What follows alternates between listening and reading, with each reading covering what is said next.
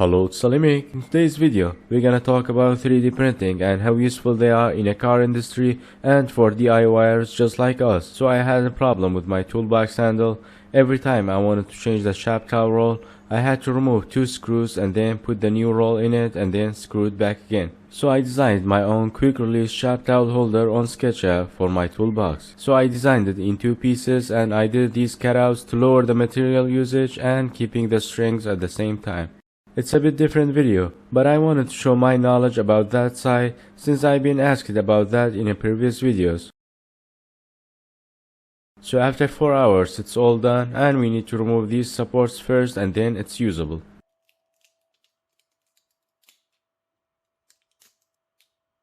Alright, we have 2 3D printed holder now. Next I'm gonna remove the shaft cowl here and never do that again. I'm gonna be using self-tapping screw for installing 3D printed holders. 2 screws for each side. So I did the same for the other side, measuring and using 2 self-tapping screw, and we are done. And now you can swap the shaft cowl that easy.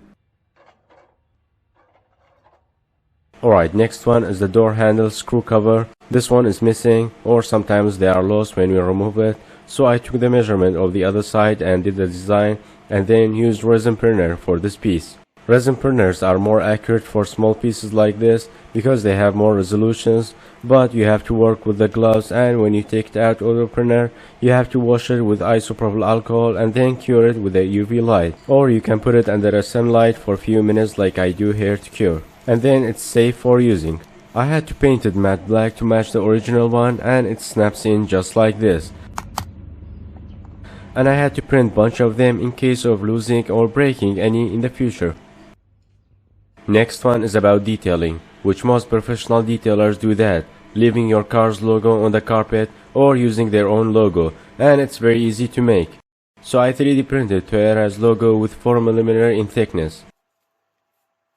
After cleaning and vacuuming the trunk carpet, you're gonna have to spray some water and then brush it to one direction, and then put the logo on it and brush it to the opposite direction. You can use the same technique for leaving your logo on a carpet if you are thinking about detailing business in the future. I also 3D printed some other things on this channel before, but these 3 I mentioned were useful to share with you guys.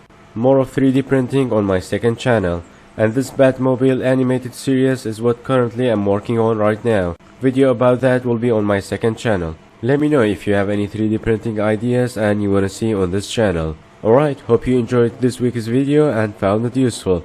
If it was, like and subscribe if you haven't already, and I will see you in the next one. Bye for now.